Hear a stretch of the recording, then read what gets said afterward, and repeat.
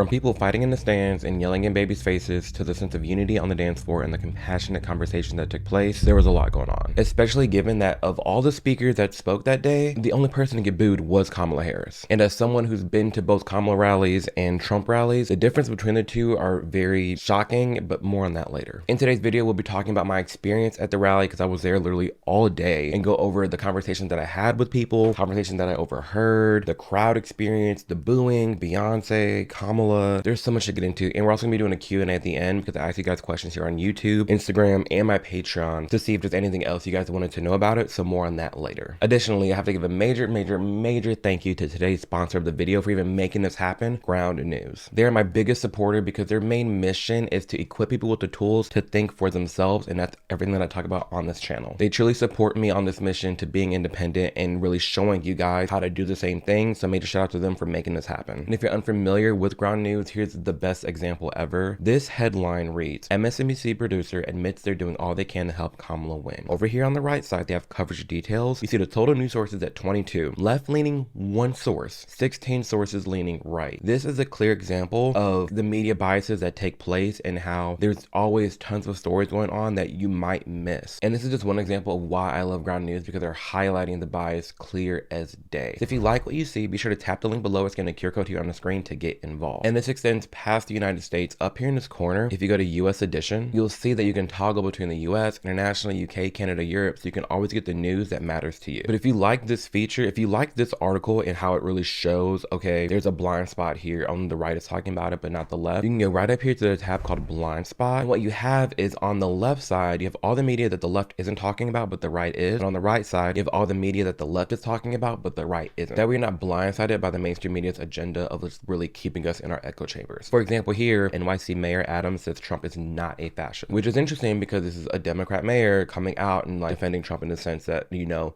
let's calm down now, he's not a fascist, and they're not highlighting that at all. And then on the right, you have here, Trump refers to CNN Anderson Cooper by a woman's first name. He called Anderson Cooper Allison Cooper, which if you don't know, Anderson Cooper's gay. So Trump's making a gay joke by calling him a girl's name. No one on the right is talking about it at all. Either one, because they realize it's a joke and it's just a stupid story, or two, they don't want to like ruffle the feathers of the gay Trump supporters. I don't know. And I think they're really talking about it a lot because it furthers the agenda that, hey, Trump is like low-key homophobic, like this is wrong, this is bad. That's a blind spot. I absolutely adore Ground News for that. It really, I go through it every day, especially on my phone. Their mobile app is great too. You can just keep scroll, you can see all your different headlines, you can swipe through and see what the left is saying, what the right is saying, what the center is saying. I'm so glad they're like such a good sponsor, and you know, they made this trip going to Kamala's rally happen because they really value people seeing the news for themselves. They value giving us the power by utilizing Ground News and the tools that they have to see the media through a clear lens. So again, if you want to get involved, be sure to tap the link below or scan the QR code here on the screen. And as an added bonus, you can save 40% off their Vantage plan, which is the plan that I use that equips you with all the tools you've seen here in this video. So again, that is ground.news/Amir. About the rally. So Kamala Harris held a rally in Houston, Texas, and that rally had 30,000 people there. And Kamala and her team are taking all the credit for having this huge rally, and yes, 30,000 people here to support the queen. Yeah, but a different queen. A lot of people were there, and what made this rally very different is that Beyonce was rumored to be there. And I'll get more into that later to really clarify things up regarding Beyonce, but all in all, she did actually come and she did give a speech, and that was a large reason why there were so many people there to begin with. The theme of that whole rally was reproductive health care. Mainly every speaker just talked about abortion. They were in Texas because of how strict abortion is there, and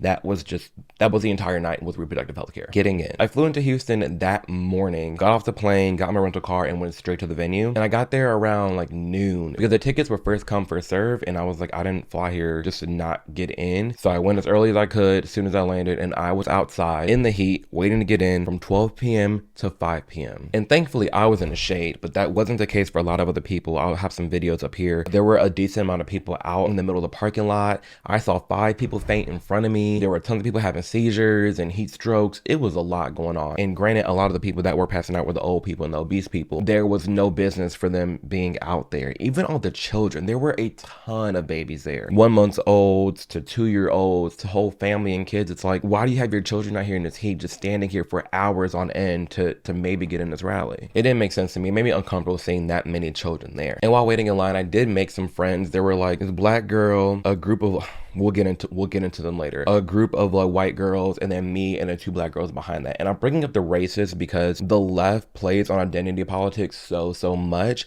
but in a very bad way. So we're gonna get into, to me, the white girls that were in front of me, they were racist, and I'm gonna get into them. But I do want to make note that throughout this entire day, I talked to people, I got their viewpoint, and I tried to understand like why they felt certain ways, or just hearing them out. But I never give anybody my opinion, and honestly, I was giving people fake names because I didn't want no smoke that day. I didn't want any drama, I didn't want any beef. I didn't have my security with me, so I was just like, you know what, I'm laying low AF because I don't want to get kicked out. And I've personally seen it, I will tell you right now, as far as what crowd is more accepting to hearing different beliefs, or really like taking someone in and like sitting down and explaining things to them. Oh, Trump rally 900%. Literally, you can go to a Trump rally as a leftist, and as long as you're calm and you like, hey, I'm gonna be voting for Biden, but I'm here because I kind of want to understand why people are voting for Trump. I'm very confused.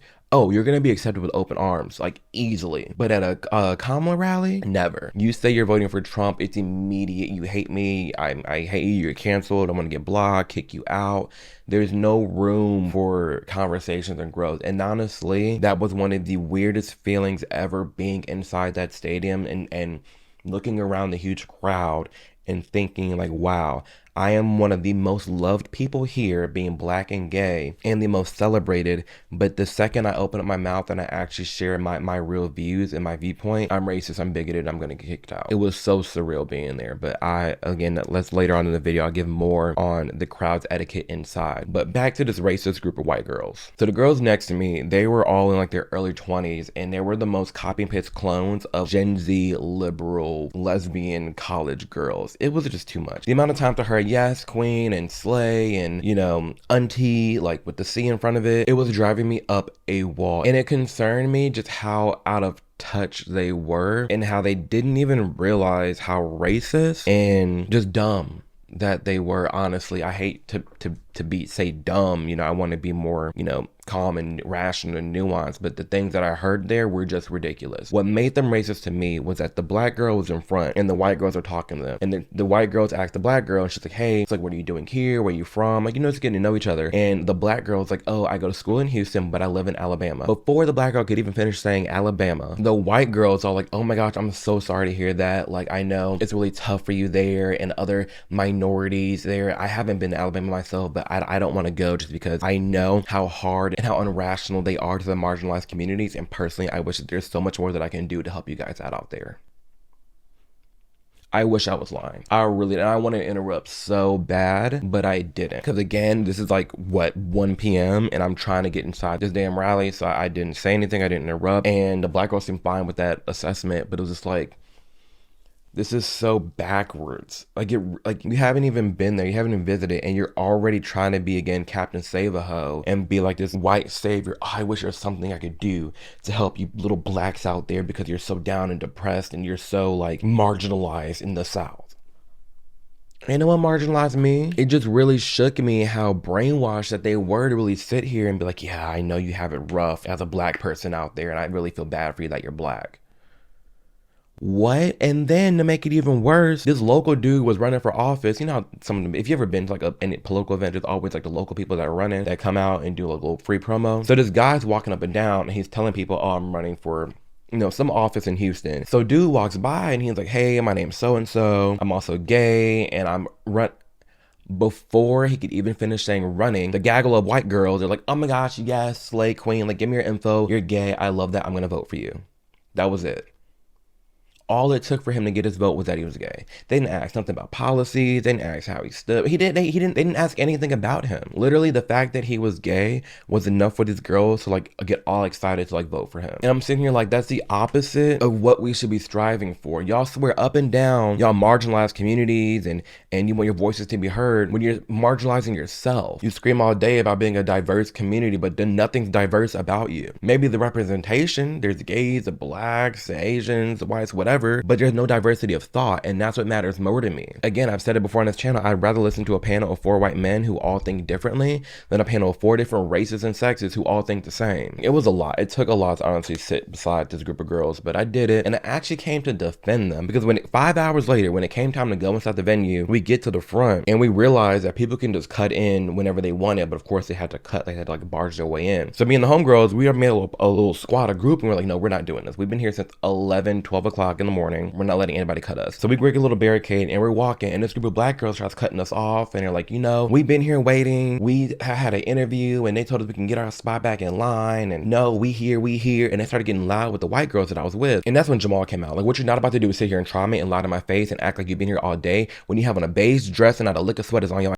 That was my first glimpse into what the night was going to be like in the crowd etiquette. Because when it came to hold on, pause. When we got up front, because those black girls are always like still near us when we were trying to sink our way through the line, they didn't even have tickets. Y'all sitting here lying straight to my face, getting all mad because you trying to cut and you didn't even have a ticket and you barged your way through inside the rally. At this point, once I get in, I'm just trying to get the lay of the land. Whenever I go somewhere, I like to figure out where all the exits are, like what's over here, what food's over here, what's to do. So do a couple laps of the stadium, and I'm realizing like the demographics of this event is very black.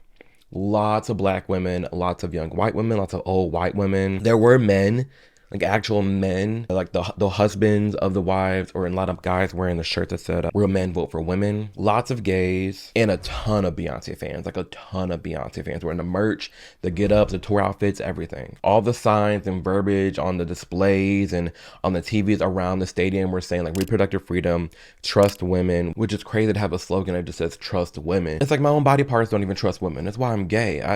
How is that your slogan, just trust women? Women can lie. Women can be manipulative. Like, can we not be real here? So after I get some food and I sit down and I chill a little bit, I make my way down to the floor, and listen, y'all, I'm trying to be very cool. I'm calm and collected. I'm like in the back a little bit, got my sunglasses on. I'm just standing there, and this girl runs up to me. Hey girl, I know you're watching. Runs up to me and says, wait, are you Amir? And I'm like, yes. And she's like, oh my gosh, I watch you. And I'm like, what? And she's like, I'm so glad to see you here. Like, you're seeing all the sides. Like, this is really dope. And we had a good old time, because that DJ party, let me tell you, that pre-DJ party had that stadium jumping, had me jumping. I was bouncing around everywhere. I was dancing. We was having a good old time. Like, that DJ party, I can't play any of the clips because I don't want to be copyrighted. That DJ had the place jumping, y'all. I swear to you. Me and the homegirl, we were like, wait a minute. He finna have us vote for Kamala if it's like this. And we were dying laughing because, like, that was so much fun. And that little pre-party, way more fun than any Republican event I've ever gone to in my life. That they had it lit, y'all. And when I had that thought of how lit it was and how fun it was, it did make me think deeper about it. And it was like, okay, this is almost like a fantasy. Like, it was so surreal. It was so fun. Everybody was talking about freedom and love and celebrating dancing in different bodies. And it was cool, but it was fake.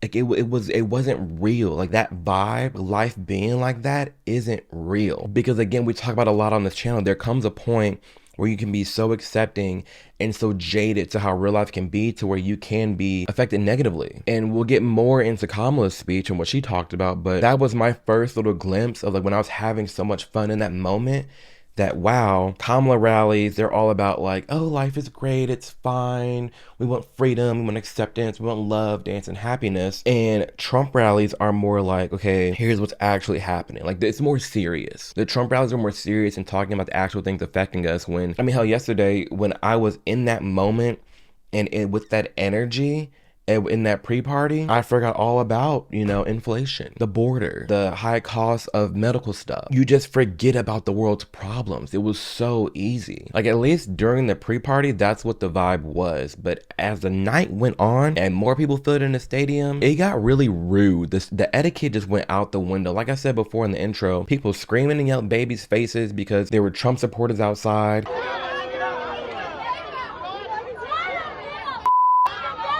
People fighting in the stands. People booing nonstop. a crap ton of technical difficulties, and not just the etiquette left, but also like the critical thinking. I felt like it was it was like a fairy tale. It was so surreal being surrounded by that many people who were just brainwashed, who genuinely, like, it felt like back in like 2015, 2016 when Trump was running for president, everyone was sticking to the same talking points, like Trump's racist, he's bigoted, homophobic, the laundry list of things. And I'm sitting here like, oh my gosh, these people actually believe this, and all the lies they were talking about on stage. And so many people in the crowd, like throughout the night, they kept saying, we're not going back, we're not going back. And I'm sitting here like, back to what? Kamala's in office right now. Back to low inflation, back to affording groceries, back to a secure border, back to low crime. What are we talking about? Did people boo? Okay, there's been so much like controversy around this whole, were people booing? What were they booing at? There are people that were there, I saw on TikTok, talking about no one was booing. And I'm like, people were definitely booing. And then people were like, oh, people are only booing at the technical difficulties. No, that's not the case either, because we see all the hecklers that were actually there booing at Kamala. So yes, let's get into the two reasons why people were booing. One, technical difficulties. So I'm gonna try to have some videos up here to display it well, but they had two screens up in the corners, a big screen behind the speaker, and then a screen on the other side of the stadium. In the middle of the floor, they had the media pit, which had the clear angle of whoever's speaking. Well, when the speakers start coming on, obviously like that tall middle thing was blocked. It was even blocking people on the floor, like you couldn't see who was speaking. And everyone's like, okay, they're gonna put the person on the big screen. They didn't do that. They weren't using any of the screens. Matter of fact, it was just, you just hear voices, like you might as well have been listening to a podcast. So you had a lot of people booing in the beginning, like, boo, we can't see. They were chanting, we can't see, turn screens on.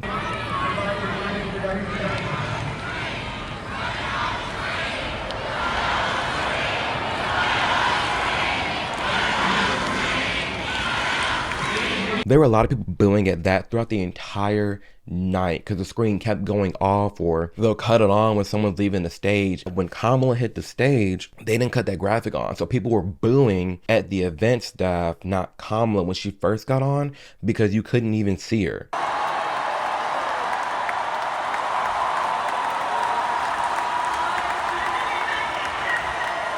People were booing because they were mad. So you had that. And that was, like I said before, that was going on all night. So people were booing at just the staff and the general technical difficulties. Now, two, were people booing at Kamala? Yes. There were hecklers all around, honestly. There was the Palestine people.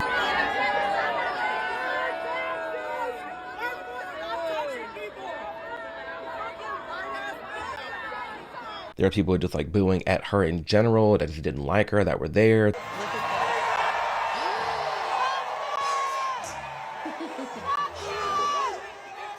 Really sat there all day just to boo at her, which is crazy to me. But yeah, there were people that are booing at her throughout her whole speech. And so throughout Kamala's speech, you got people booing because they can't see. You got people booing because they don't like her. And then you have the people that are booing at the people that are booing Kamala. So it was like you have one person saying boo Kamala, and then you had everybody around them yelling boo at that person, and the boos got louder. So it's like it was a giant like boo circle jerk. It was stupid. Honestly, it was stupid. There were people booing all over the place all day for technical difficulties at Kamala and at Kamala supporters. Did people leave early? I promise you guys, literally as soon as Beyonce got off stage and fans realized, oh, she's not coming back, she's not singing, people started leaving.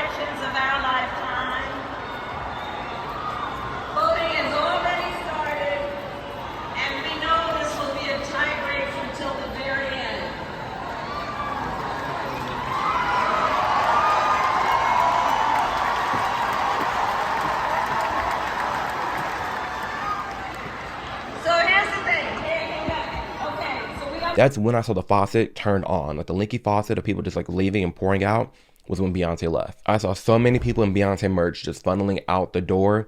That was wild. And then when Kamala first came on, people were leaving. Granted, it was late. Kamala didn't get on to, I don't think Kamala got on to like 9:20-ish, around there. And she spoke till 10 o'clock and people were leaving the entire time.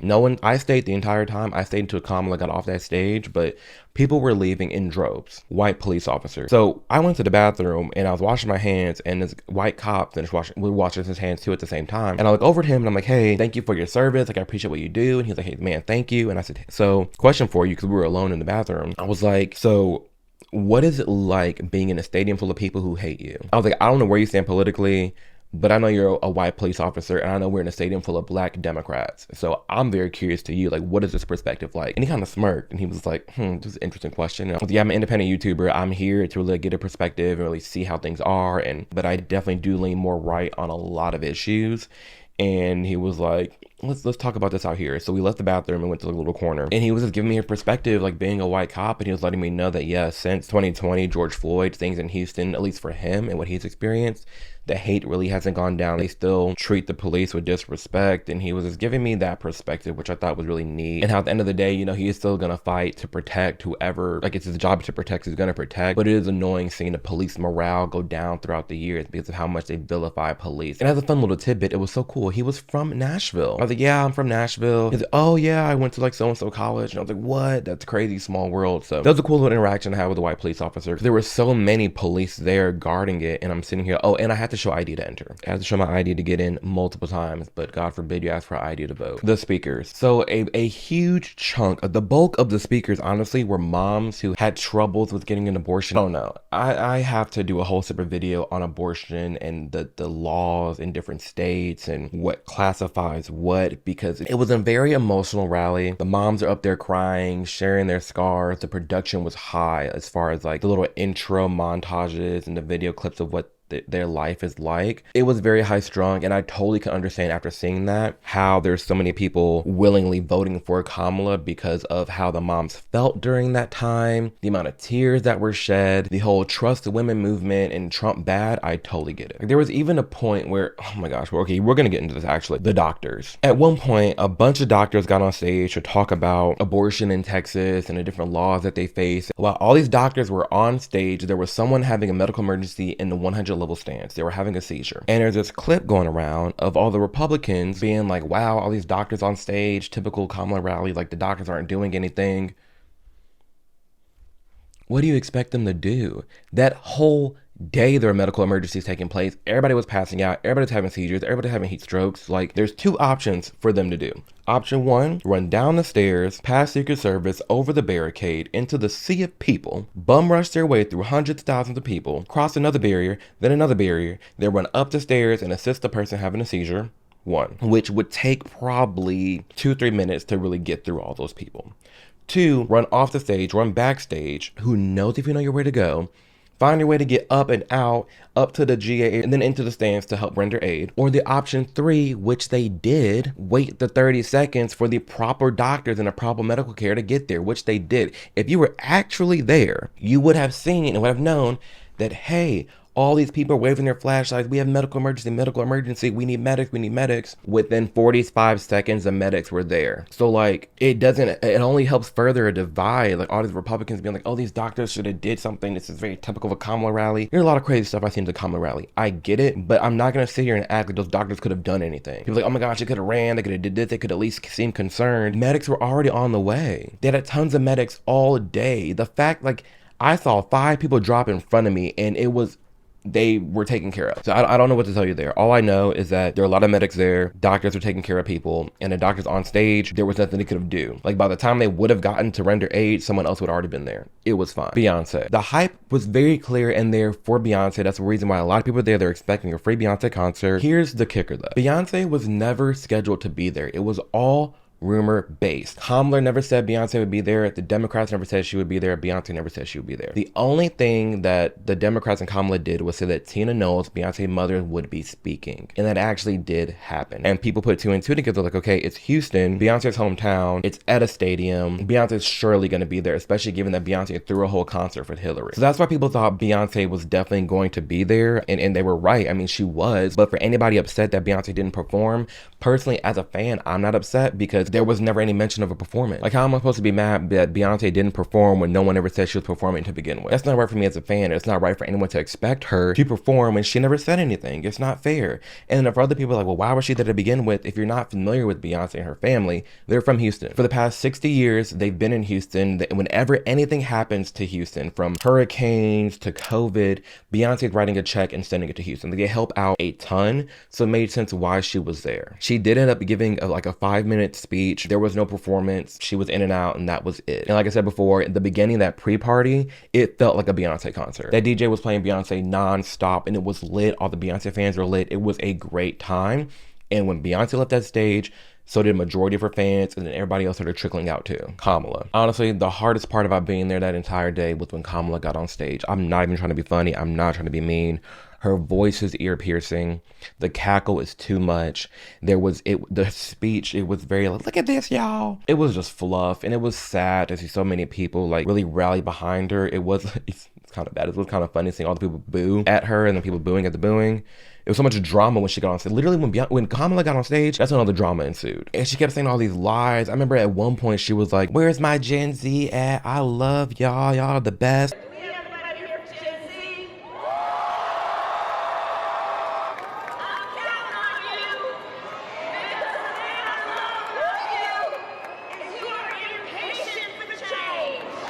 And I'm sitting here like, you just said they were all stupid. What else do we know about this population, 18 through 24?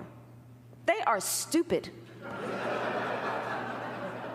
That is why we put them in dormitories, and they have a resident assistant. And people were acting like she didn't say that. It was when Kamala came on, people did start to leave. She really went hard on the abortion rights. She went hard on Trump packing the courts. She went hard on, I wish there was a Trump counter on the screen. She said Trump so much. It really did show me that her entire campaign is rallying behind reproductive freedom and abortion. That's it. That's what this campaign's about. It really did show me how many people were, again, like I said before, brainwashed. It felt like a fairy tale. It felt like a fever dream, looking around at the people rallying behind this woman just because she's a woman, just because she's black. And that was it. We already know Trump isn't against IVF, and they were talking about that. We already know Trump is wants more weeks for abortion. We already know that. Like, there were so many things and lies said that wasn't checked at all. And that's the frustrating part, is that you're allowed to lie on a presidential campaign. Like, if people can get sued for defamation, like, why are political candidates allowed to defame each other, although like clearly lies, after the rally? So when leaving the rally and after Kamala got off stage, that's when I realized, again, this is my first time in Houston, that's when I realized, okay, now I understand why Astro World happened. It was a shit show. They had all the queues still up from the morning. There was like, when you exited, you couldn't just leave. Everybody was leaving out these doors, but then some people had to snake through. Some people had to walk on the side, back through security. It was a mess. And then there was like some train situation right there blocking everybody. And then you had the people screaming at all the babies and the Trump people that were out there waiting for people to get out. It was a mess. But overall, that was my experience. And the key difference to me, I think I mentioned this earlier, between a Trump rally and a Kamala rally is, one, how welcoming a Trump rally is to different viewpoints. I do appreciate that. But I will give it to a Kamala rally that they're more hype. It's more fun. It's more free flowing. You can dance. There's good music. It's chill. Like, it's more like if you're in a club. It literally like felt like a club. And maybe it's because Beyonce, well, no, not even Beyonce, because they always have that DJ a lot of different rallies that she has. But it felt really, really fun. Whereas the Trump rallies that I've gone to, they sometimes dry. And people would be like, oh, people don't leave my rally. Like Trump, he'd be like, oh, people don't leave my rallies. Yes, they do. And even I've left. I'm sorry. The man can talk. Trump's been on stage talking and talking. Again, I'm voting for the man. Like, I get it, but people do leave his rallies early because he just keeps talking.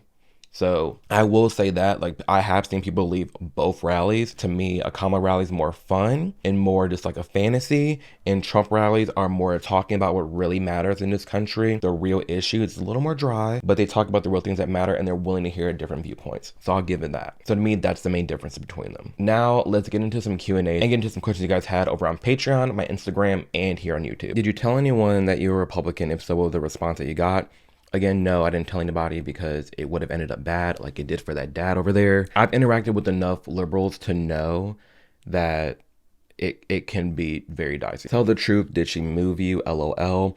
The abortion conversations definitely did. Like, these moms crying on stage, these moms showing their scars. Like, it was a very emotional, charged rally. Did anything seem genuine? Yeah, all of it. Again, like a very fake fairy tale, but like, it was genuine that they were misguided. It was genuine that that many people were misled or, wrong. That part was genuine. Kamala herself, no.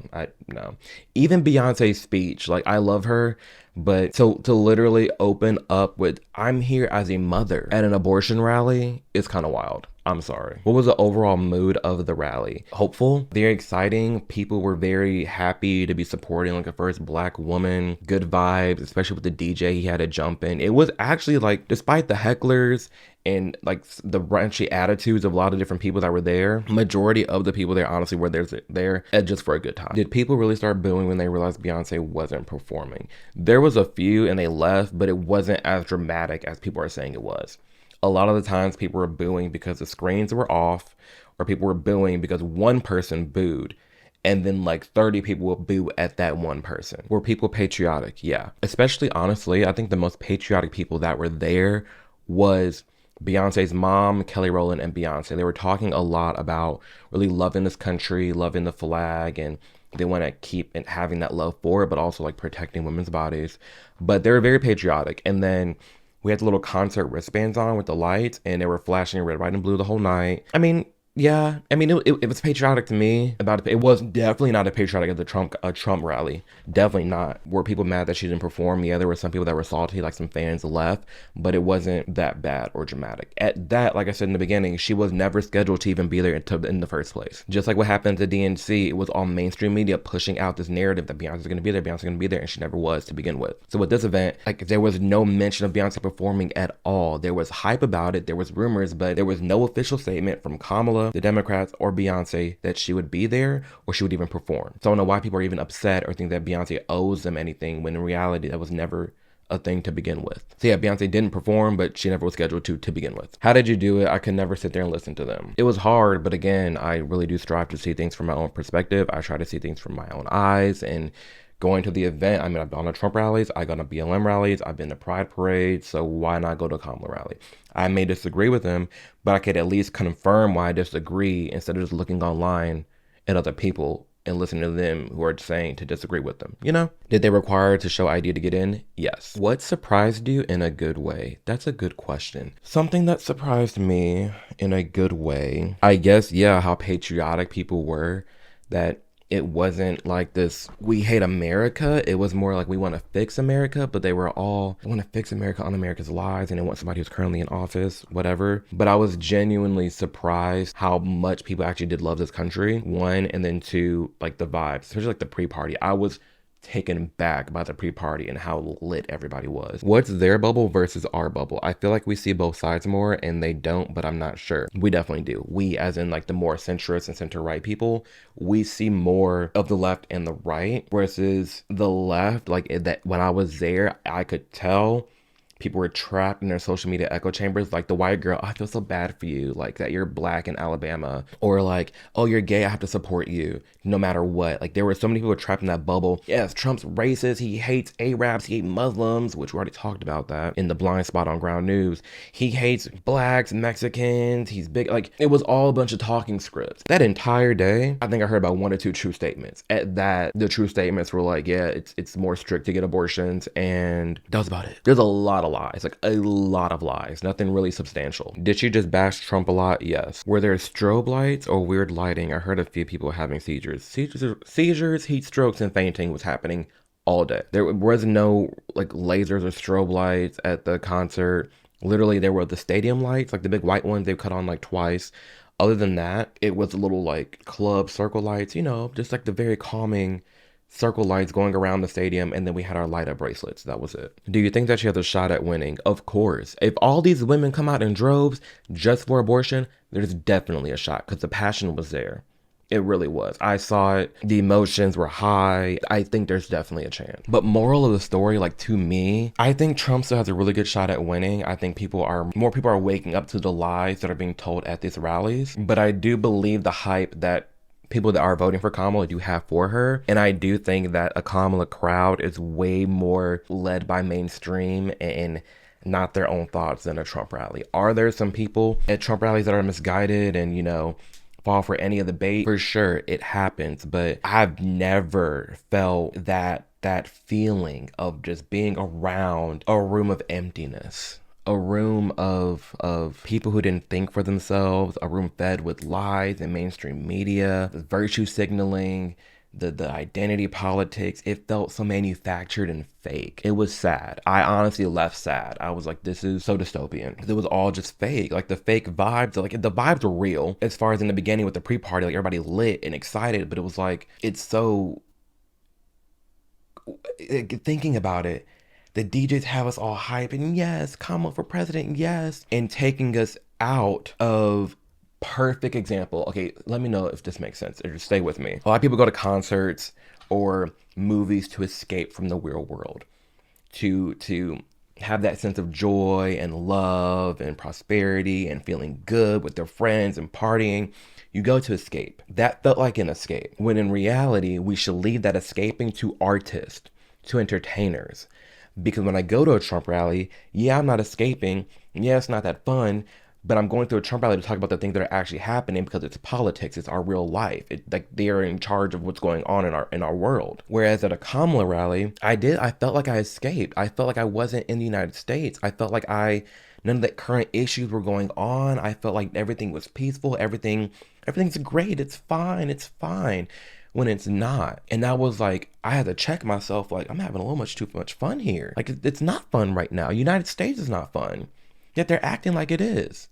So that was a very interesting part, but overall, that was my experience at this rally. Let me know if you have any questions, like I said before, below. Also, again, a major shout out to Ground News for making this happen so last minute and really, leaning into me and pushing me to see things for myself and like pushing you guys to get the news and media for yourself. So again, ground.news/Amir to get involved and get started with them. And again, I am sending out signed Christmas cards for free over on my Patreon. You can sign up. It's like $1 a month, and the next tier is $15. You have $1 or $15, whichever you want to give. It's your option.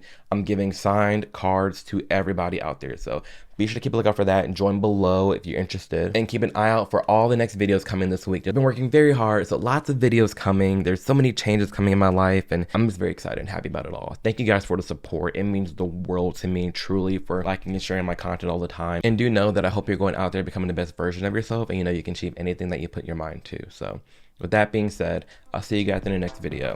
Deuces.